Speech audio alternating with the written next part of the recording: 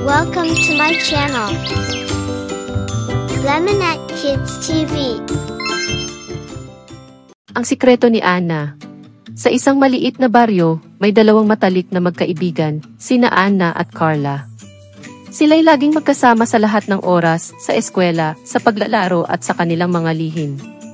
Subalit, may isang malaking problema si Anna na matagal na niyang itinatago at hindi pa niya nasasabi kahit kanino, ni kay Carla. Isang araw, habang sila'y naglalakad pauwi, napansin ni Carla na tila malungkot at balisa si Anna. Anna, may problema ba? Parang may bumabagabag sa iyo, tanong ni Carla. Napahinto si Anna at tumingin kay Carla. Carla, may nais akong sabihin sa iyo, pero sana'y mapagkatiwalaan mo ako, sabi ni Anna na tila may halong kaba. Siyempre naman, Anna. Ano man ang iyong sasabihin, mananatili itong lihim sa atin, sagot ni Carla na may malambing na ngiti.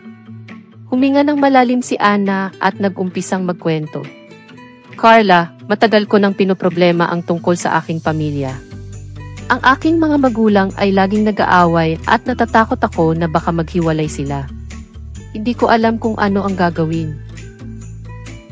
Niyakap ni Carla si Anna at sinabing, Anna, hindi ka nag-iisa. Lagi akong nandito para sa iyo. Kung kailangan mo ng makakausap o makakasama, nandito ako. Naramdaman ni Anna ang ginhawa at kaluwagan sa kanyang dibdib. Salamat, Carla. Hindi ko alam kung ano ang gagawin ko kung wala ka, sabi ni Anna na may luha sa kanyang mga mata. Simula noon, naging mas malapit sina Anna at Carla sa isa't isa. Laging nandyan si Carla para suportahan si Anna, at si Anna naman ay natutong magtiwala at magbahagi ng kanyang mga problema. Ang kanilang pagkakaibigan ay mas tumibay at naging inspirasyon sa iba pang mga bata sa kanilang baryo. Aral ng kwento. Ang pagtitiwala at pag-unawa ay mahalaga sa isang pagkakaibigan.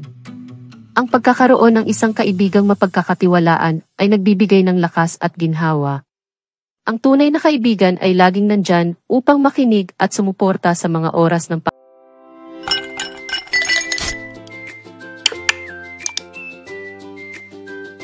Please subscribe